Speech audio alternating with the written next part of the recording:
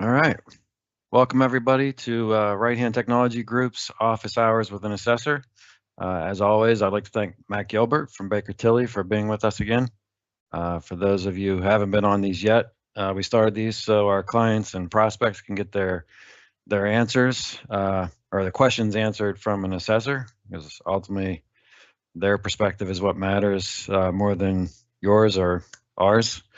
So Matt's been gracious enough to meet with us every month and answer questions and let us throw the most difficult things we could think of at him to see how he reacts.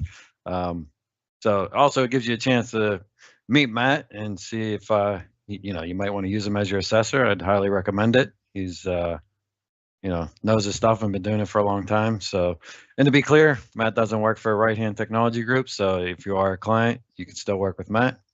If you have any questions or that you want answered, you can raise your hand and one of our team will unmute you. You can talk directly to Matt and kind of go back and forth. If you're camera shy and you want to just submit a question, you can do that through the Q&A and we'll be monitoring it. Matt, you want to introduce yourself? Sure. Matt Gilbert with Baker Tilly. I lead up our IT and cyber services for government contractors. Have been focused on IT and cyber for government contractors 20 some odd years. Time flies. Yeah, when CMMC got going, I was involved very beginning in the working group, coming up with the assessment methodology, was in the first class of provisional assessors. Let's see, I'm on the board of something called the C3PAO Forum, which is a group of us C3PAOs kind of advocating for our interests in this ecosystem that's getting stood up, and have been doing this, from the early days. Helped a couple of clients get ready for CMMC, and happily both got perfect assessments.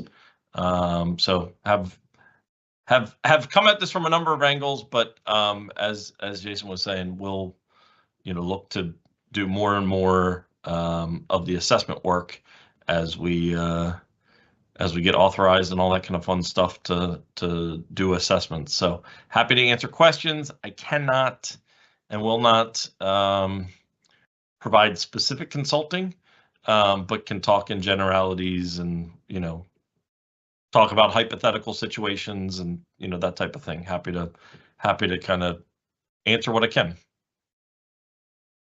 Great. All right.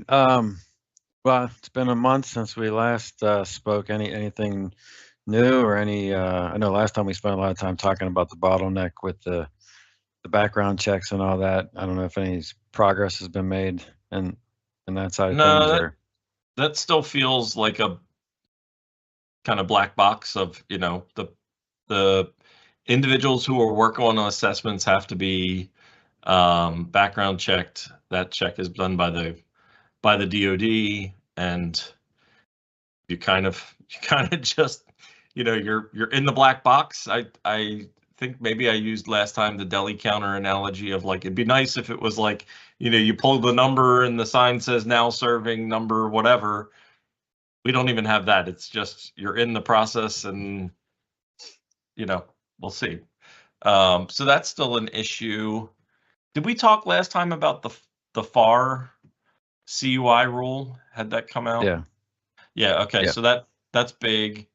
But I don't want to bore everybody with that if unless there's questions. I guess I would say the latest development is on LinkedIn. Katie Arrington posted 2 nights ago that she has been hired as the CISO for the Department of Defense. So for those that don't know, Katie Arrington was a person who was brought in when Trump was in office the first time, and she really kind of initiated the CMMC program. That was kind of her, I don't know, but partial brainchild, kind of major initiative. At that time, she was working under Ellen Lord, who was in the Office of Acquisition and Sustainment, so more on the procurement side of the DoD house. And Katie became a little bit famous or infamous for being very aggressive and sometimes not always following the bureaucratic processes and structures in place. I mean, she was quite frequent to join webinars and make pronouncements on webinars, and it was a little bit of a I think there was a method to the madness, but it was a little bit of a chaos. She's a chaos creator to some extent. Well, she left. She left that role, took a hiatus from government, and was still doing cybersecurity related things, still speaking at conferences, that type of thing. But now she's back, this time in the CISO position, which I think is a more senior position and is a little bit more on the cybersecurity side of the house. So I suggest that's an interesting development. I was talking with some of my friends in this world, and I kind of used the analogy of there was a fire. The fire of CMMC was lit, and potentially the jug of gasoline just got placed right next to the fire. She's definitely interested in CMMC, was pushing it big time. I think was quite frustrated when it was delayed and restructured. So if there's any doubt about whether CMMC is going to continue to move forward, I don't think she's going to be the one to cancel it, and she's got an awful lot of say now with her new position. So I think all interesting signs, and just something that if you're reading the tea leaves, it's something to kind of take away that CMMC is I don't think going anywhere for sure. Yeah, well, that's good. I mean, I guess depending on your perspective, that's good to hear, because I keep hearing Doge coming up and more conversations and concerns about cuts and people saying we're going to hold off and see how this plays out. So that it's good to see there's probably somebody pulling for it. No. I mean, I don't know if I can explicitly quote her, but I feel like CMMC is kind of her baby. So I would be very surprised if she's not the final, she's not the defense secretary, but I mean, she's in a fairly senior role. So I'd be very surprised if, if she has any say or influence. I'm sure she's going to be pushing for it. But if you think about it, CMMC was kind of a subset of what her bigger focus was. Her bigger focus was supply chain risk management. Obviously she was trying to mitigate the cyber risk with CMMC, but the bigger question of who are the suppliers to the Department of Defense and all the risks, not just cyber, whether it's, where are you getting the parts from, or, what's the availability of them? Can things get delivered on time? There's a much bigger, kind of thing she had been chasing previously. But, cyber continues to be a risk. If somebody asks, I would tell them, cybersecurity would be a good thing to major in college and school, because there's lots of demand and lots of challenge. So, I don't think there's much room to. You can be efficient, but I don't know that ignoring a major risk counts as efficiency. But yeah, I mean, it's kind of like a company when they start doing budget cuts. You hope they're not going to cut the cybersecurity.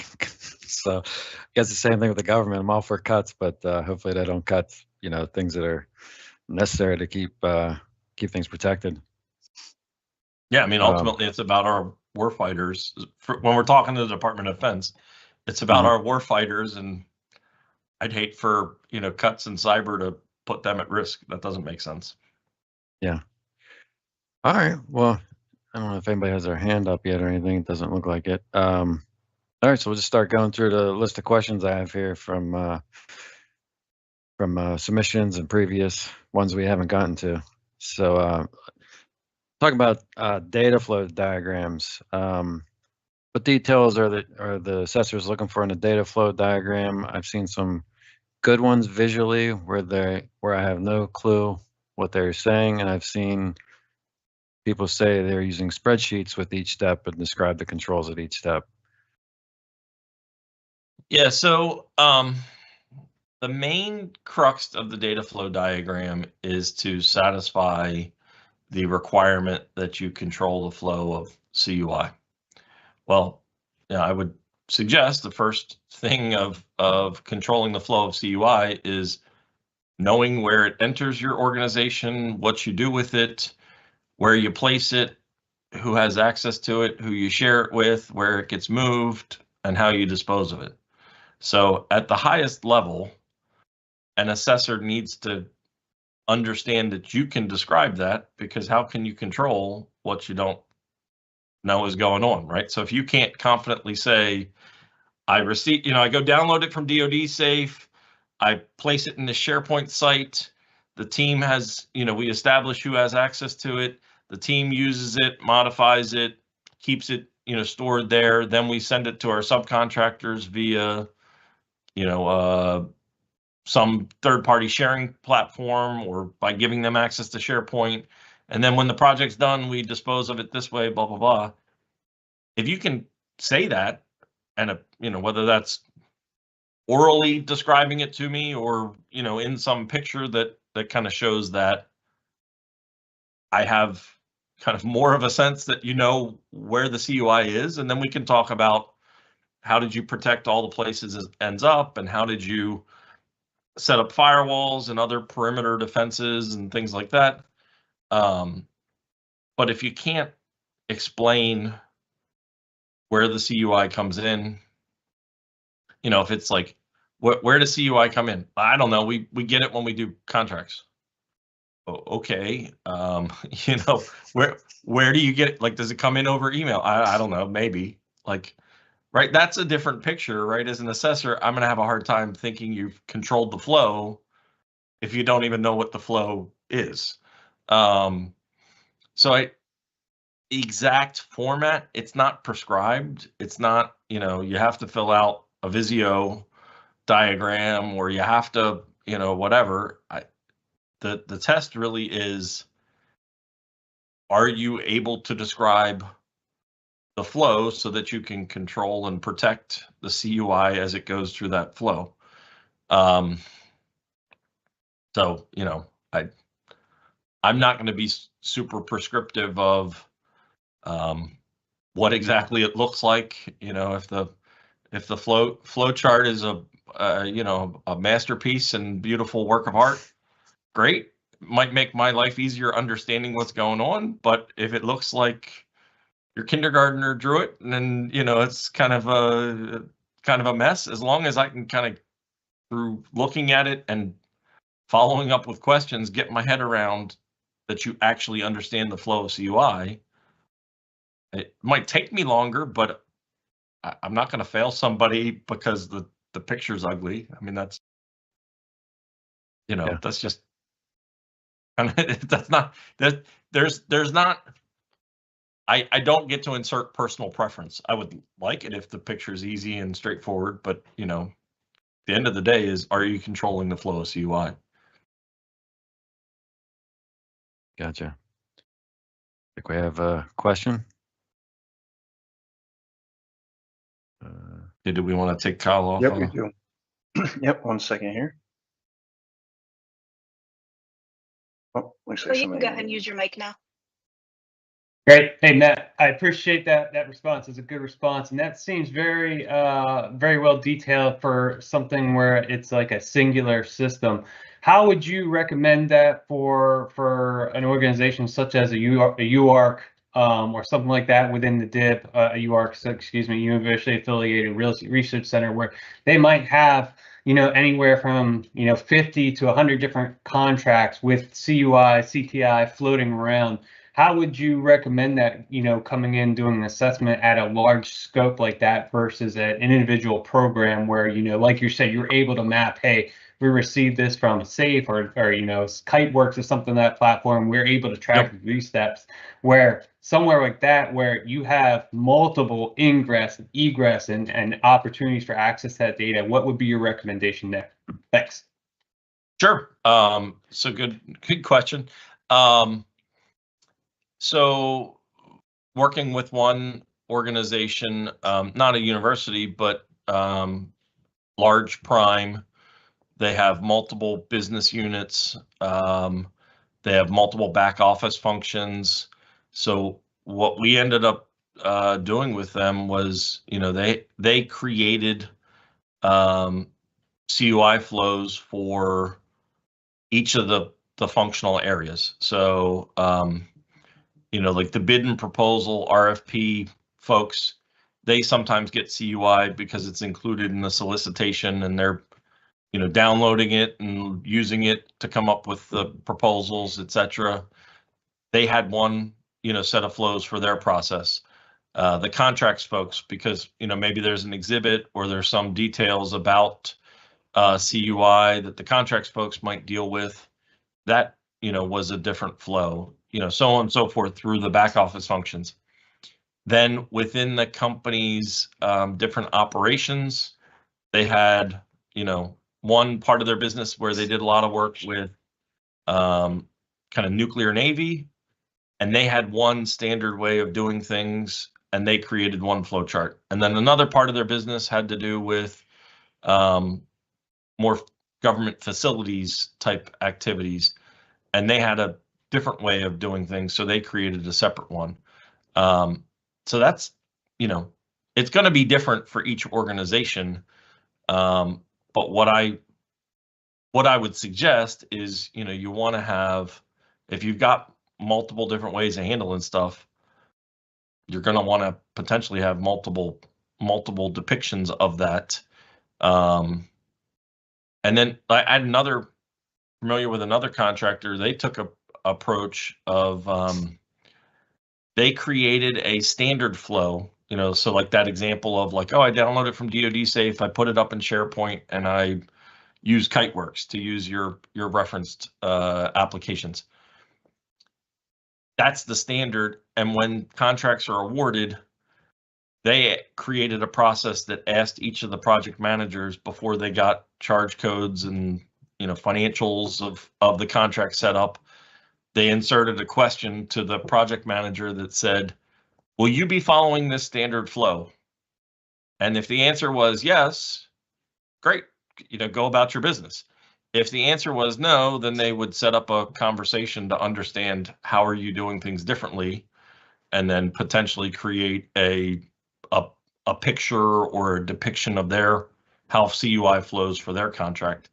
So there's not a single way of doing it, but definitely if you've got multiple parts of your business handling CUI slightly differently, you might need to have multiple different flows. So like in that one large prime that I was giving the example of, I think they ended up with like 30 different flows because they're pretty big and complex, but it just depends on your organization. So does that make sense, Kyle, or a follow-up to that? Yep, that's a great answer. I appreciate the feedback there, Matt. Thank you. Sure. All right. Good question here. 171 is pretty clear about needing MFA for workstations, servers, and remote access, but what other places may an assessor expect to find MFA enabled? Ooh. Well, I mean, I guess there's the privileged piece. So if you've got folks logging in and I mean, you have to define what is privileged access, but typically that's administrators. So if you've got administrators logging in, you need to have MFA there. I mean, I'm trying to think through. I mean, those are kind of the usual suspects. I mean, I'm not thinking of, I don't know if there's like a follow-on to this question, Jason, if there's some like gotcha that I'm not thinking of, but like off the top of my head, if you've got it on kind of the usual devices and you didn't forget to address the privileged users, I think you're good. The only other thing I could think of is, if you have cloud applications that is part of your data flow, have an MFA enabled on each one of those cloud applications before you log in. Yeah, if and that's I what mean, they were that getting kind of at. ties. Now I've got CUI flows on the brain, but it kind of ties into the CUI flows, right? Because the scope, like as an assessor, I'm going to tackle the flow of CUI data first, or in one of the earlier topics, because that's how I'm going to validate the scope, right? So if you've got Kiteworks listed and I don't see it anywhere, I see that in the data flow, but I don't see any discussion of how Kiteworks works and that kind of thing in your SSP, well, then that's problematic, especially if the CUI data is ending up in Kiteworks. But yeah, so like any of those cloud, any CUI asset, I'm going to want to know, if it's not leveraging like a single sign-on or that type of thing that's already being covered. And any CUI asset, I'm going to want to understand how MFA's turned on. Yeah, I mean, it's the only other thing I could think of. How are assessors looking at GCC versus GCC high? Does it come down to ITAR?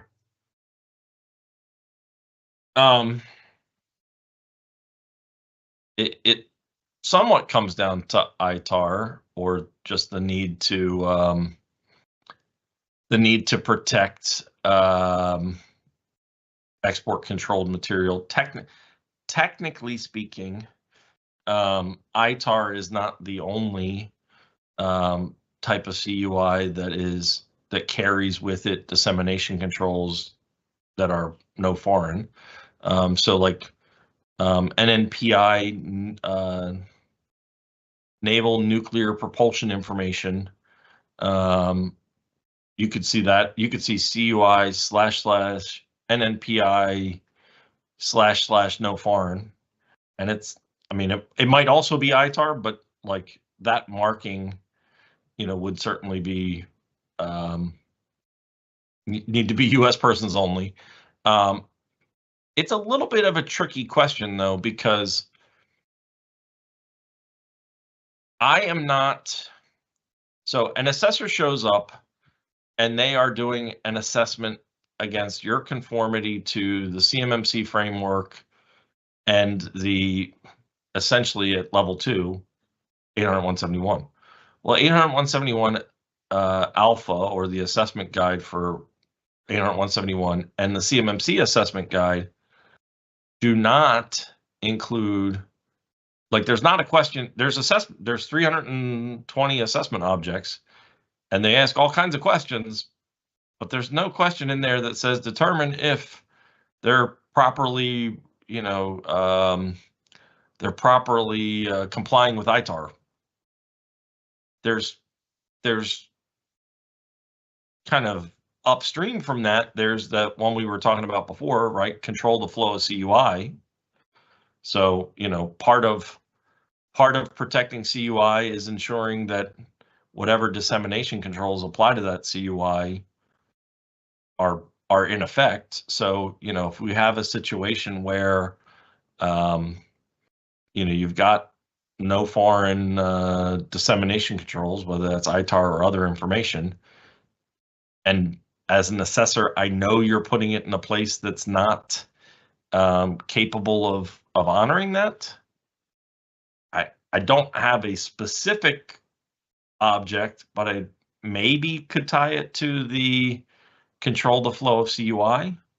But there's so many facts and circumstances to it, right? There's, well, did you put it there, but you encrypted it first? I don't know. You might, maybe you could get away with, maybe that's fine. So it'd be hard to kind of answer without some of those specifics, but generally speaking, somebody's going to pick GCC high if they believe they're going to have export controlled materials. And, per Microsoft, that's the environment that's appropriate for export controlled materials. If you're going to have CUI that does not carry export control restrictions on it, and you want to save some money, then you might end up with GCC. But it's a little bit of a gray area for the assessors, because like I said, there's not a question that says, are you complying with ITAR? So if I stumble into the fact that you have ITAR data and you're keeping it in a GCC environment, I don't know that I can turn a blind eye to that, but I also don't know that I'm explicitly trying to find that. I mean, if I'm doing a thorough assessment, it very well may come up in conversation, but I'm not explicitly going down the path of, tell me all the different ITAR, tell me all the different CUI categories that you handle. That's not a required question in the assessment guide, so I'm not planning to ask that, right? So I don't know, is that helpful or follow up to what I just said? No, I think it's good. I have quite a few GCC high questions here. I think I know what you're going to say to some of these, but we'll ask them anyways so other people can hear your answers. Is GCC high required for all users or only those handling CUI directly? Well, I mean, the way the question is written is GCC high is not required at all. I mean, you could use Amazon, you could use, on-prem, you could use, but trying to interpret a little bit the question, CUI that does not carry that export restriction, you can handle that outside of GCC high. So like all CUI is not US persons only, period.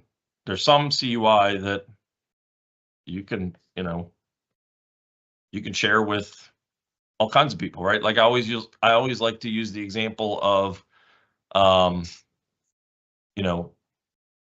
the DoD has bases all around the globe. There's things that might be considered CUI that they will share with contractors in those foreign locations because they need some service done at the base or they need, what have you, right? Like there's those scenarios, and those foreign entity, like it's not sending them CUI is not a issue unless the CUI carries a restriction of, no export. Mm-hmm. Okay. I lost my spot here. I think we addressed this on a previous call, but I think it's probably good to rerun it back. How do we classify engineering data? For example, CAD files, robot logs, machine diagnostics in relation to CUI under CMMC level 2. That makes sense? Yeah, it does. So this is the gray area. This is the Achilles heel of the CMMC program. What is CUI has since that question has plagued everyone who's working on complying since the very beginning, right? Because certain things show up and they're marked, and it's like, yep, that's CUI, it's clearly marked. There's other things that show up and aren't marked, but like, boy, they feel like they could be or should be, so like these engineering things get pretty interesting pretty quick, right? Like, so I receive a set of specifications from the customer. They mark that set of specifications CUI. I then have a contract to design something that's responsive to those specifications. So because the specification says, you know, make it fit in this space, I designed something that fits into that space. And so in a lot of ways, those specifications end up in that CAD drawing or end up in that, you know, whatever it is I've designed. So if that list of specifications was CUI and I basically recreated it in the work product that was produced, well, is that CAD file, or is that drawing, or is that set of things I created? Is that CUI? I would think it's pretty likely to be CUI, but this is that gray area of, okay, well, fine. I've got 35 CAD drawings, and yeah, I get that, like, you know, the first 30 that pertain to how the weapon systems work, those are definitely CUI, but this one over here is just a drawing for, you know, how to assemble the wheels so that we can drag around the missile launcher. Okay, I mean, I think we could all apply a little bit of common sense and say, hey, I don't think how to attach the wheels to the missile launcher is CUI, but technically that's not your call to make, right? It would be if the details of having a wheels on the missile launcher is part of that set of specs, and that set of specs was marked as CUI, technically that drawing is still CUI until you get your customer to say, no, it's not CUI. So that's not great. I know a lot of people don't like hearing those answers, but that's how you got to proceed. The thing that we talked about a little bit last time that I hope will bring some clarity to this and maybe solve this problem that's been nagging at us all. The FAR CUI rule that was proposed includes the creation of this form, and this form becomes the vehicle to communicate what is CUI on this contract. So they would have to specify, you know, all the drawings, you know, all the specifications and drawings for this weapon system are all CUI. And then you could go back and forth because they filled out that form and say, okay, yeah, but what about the, you know, what about the wheels and the, you know, these other aspects? Oh yeah, that's not. And then you could kind of have a meeting of the mind and it's all documented down on paper. That's, you know, hopefully that will survive the rulemaking process and there will be a little bit more clarity there so that we're not kind of guessing at what CUI is. But unfortunately, that is right now there is a little bit of guessing, and you know, a lot of the engineering data will end up being CUI. Okay, and then I think what we talked about previously was some of the diagnostic, like performance, quality testing type data. And then you went through, I don't remember off the top of my head, but you went through, I think, 4 criteria. Well, my you know, rule of thumb on what CUI is, right? Like, it's information. The I stands for information. It's information that belongs to the government. The U stands for unclassified, so it's not, you know, secret or top secret, and it's not public records. And then controlled means it is, you know, there's some requirement to control it. That the CUI registry is kind of the one-stop shop for here's all the requirements that pertain to information and protections that need to be employed to control or limit the dissemination.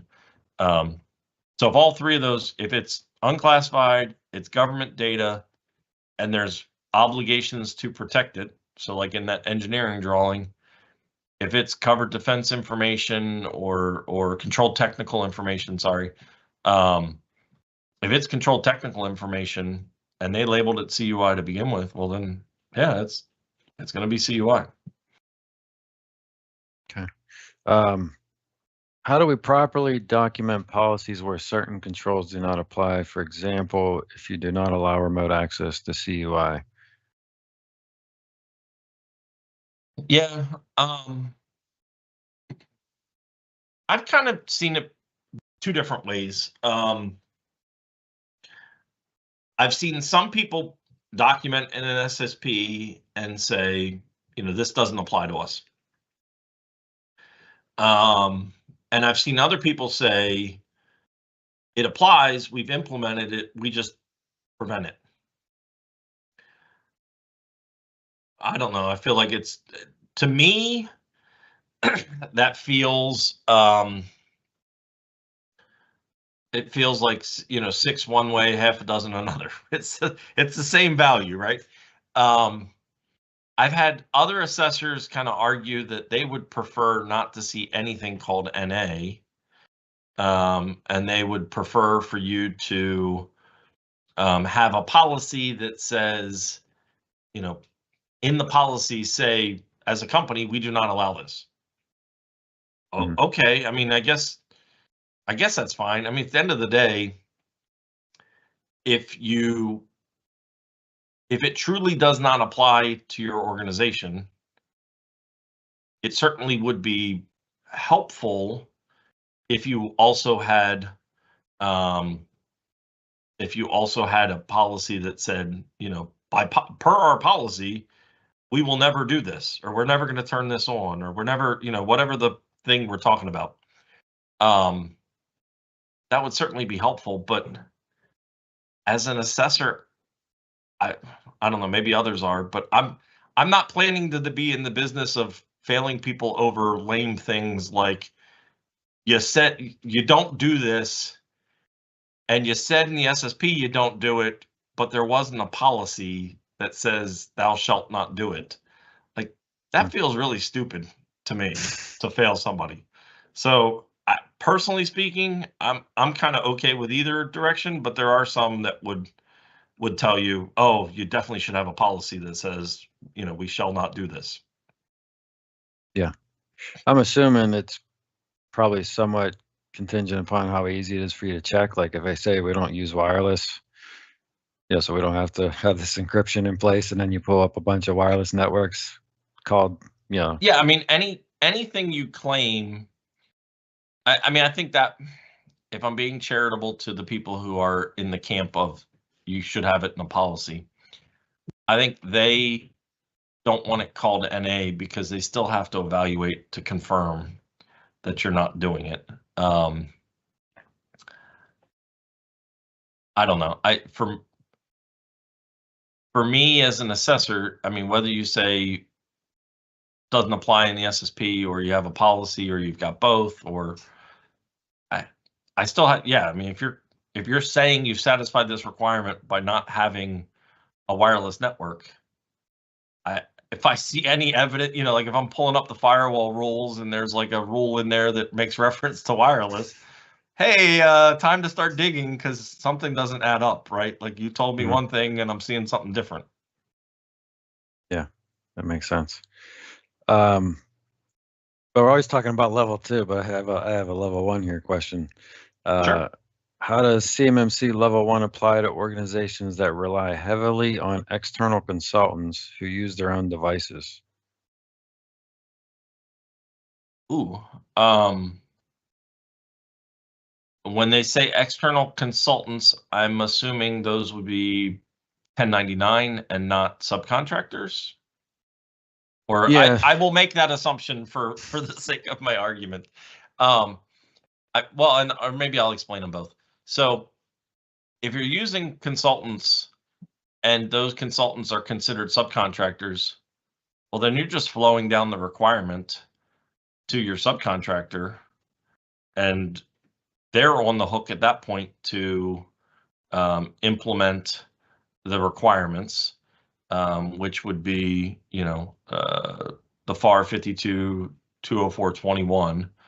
And then eventually when we have CMMC language in the contract that says, you need to be level 1 and you got to go in and do a self-assessment and post it in Spurs and that kind of thing.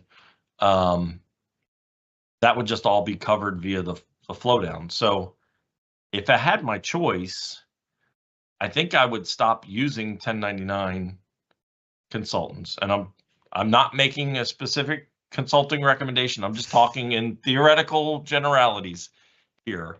But I would kind of shy away from 1099s if I could, because if you flow it down to them, you know, if it's Joe's Consulting LLC and you flow down to Joe's Consulting LLC, you treat them like a subcontractor, then they have to go make a claim about their laptop. But if you treat them as a 1099 and that 1099 has their own laptop, just like if you have an employee and you allow them to use their own laptop, well, you're going into, especially once we have the CMMC clause in the contract, you're going into SPRS, and that language is a little bit scary if you haven't seen it before. You know, it talks about criminal penalties. You're signing off that everything's fine.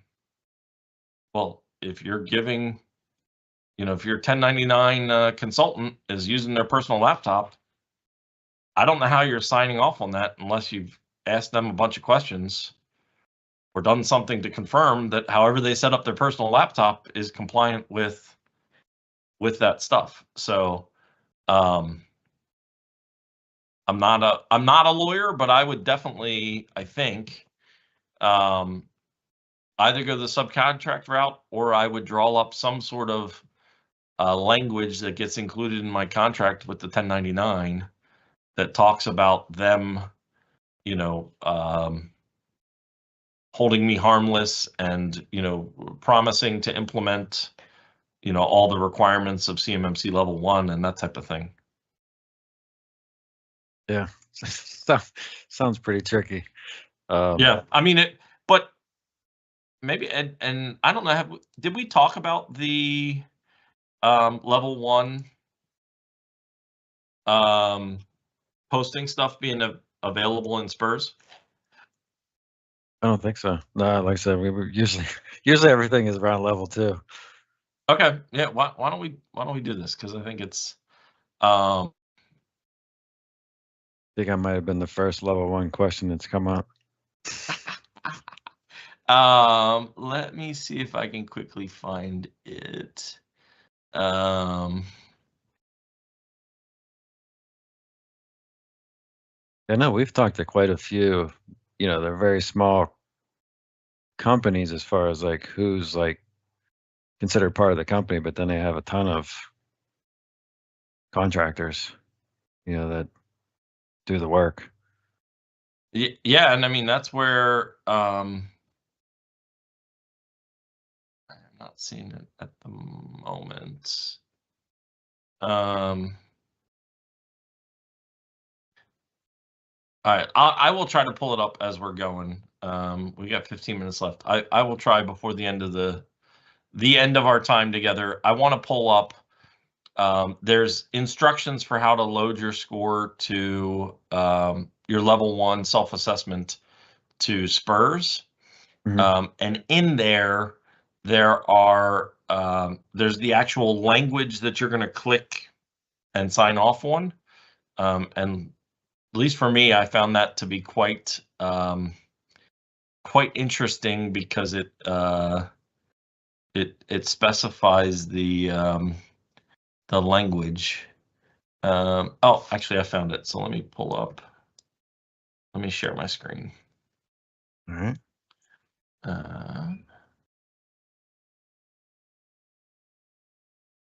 Too many things open. Share.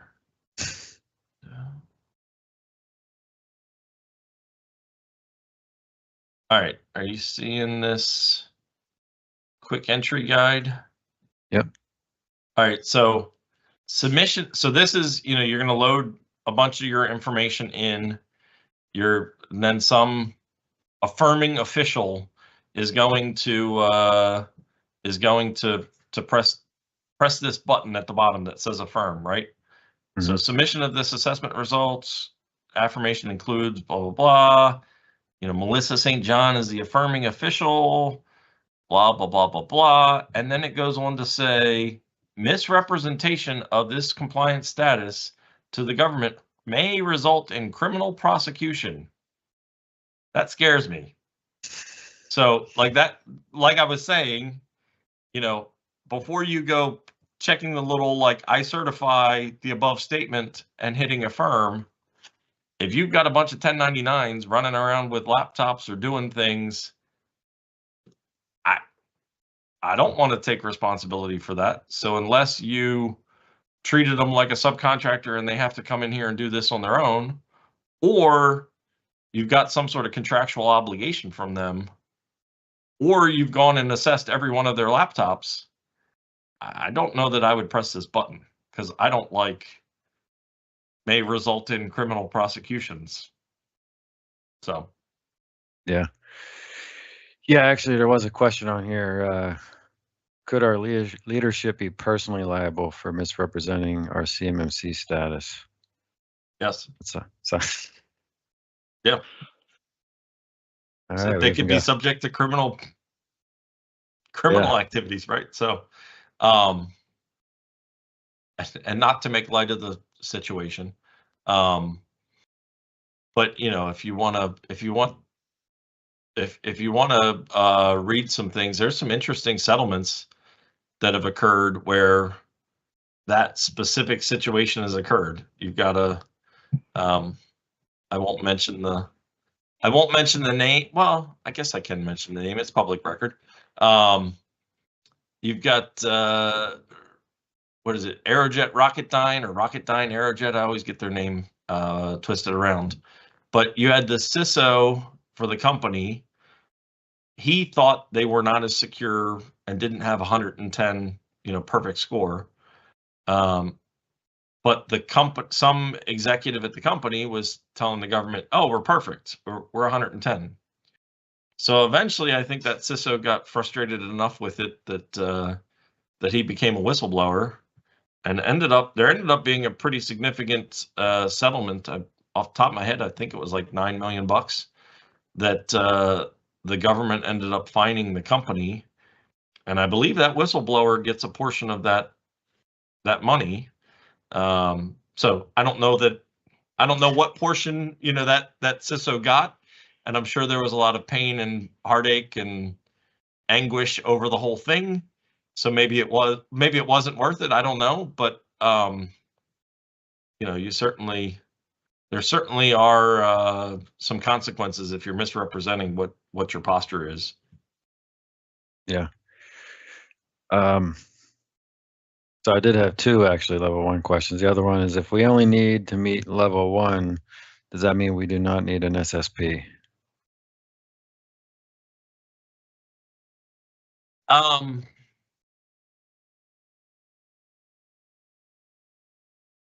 That's an interesting.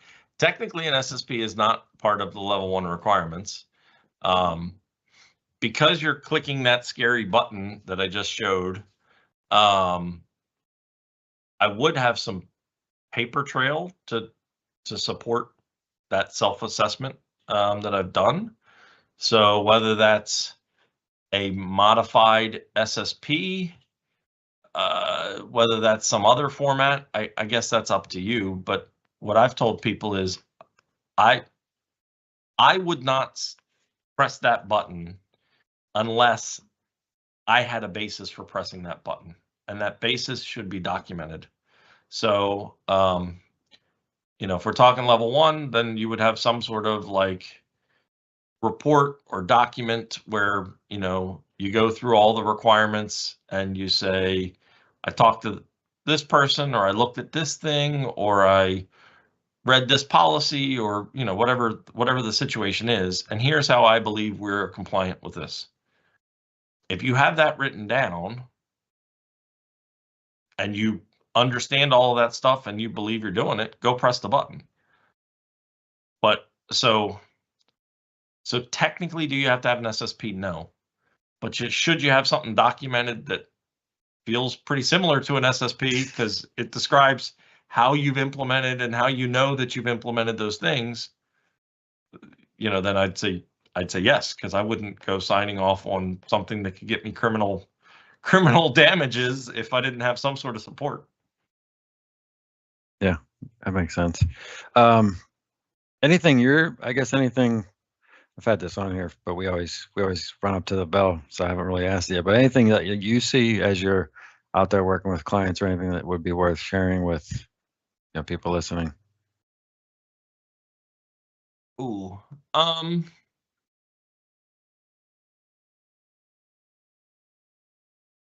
guess the main thing I keep stumbling into is I would remind everybody that this is it's a lifestyle, not just a destination, if that makes sense. So like, there's a lot of people right now focused on, I got to get to, certification, or I've got to get to 110, or and all that's great. Like, that's good stuff, right? And working down your list of POAMs is important. But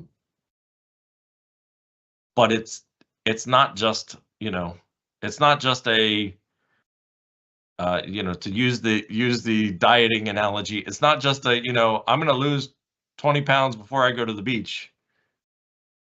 It's you need to keep the 20 pounds off, right? So how are you, if you do some crazy diet and, Herculean effort to get to certified and don't change the lifestyle, you're going to end up, not compliant pretty quickly. And so I'm seeing a lot of organizations that, I don't know, a year and a half ago, they did a gap assessment and they decided, oh, I'm good on this, no, don't put it on the POAM list. Well, it got no attention, got no, no eyes on it. And they think they're ready. And now they say, hey, can you come to a mock assessment? And it's like, oh, well, this is broken. Wow, what? Like, that one was fine. Like, that wasn't on our POAM list. Well, I don't know. In the last year and a half, you ignored it.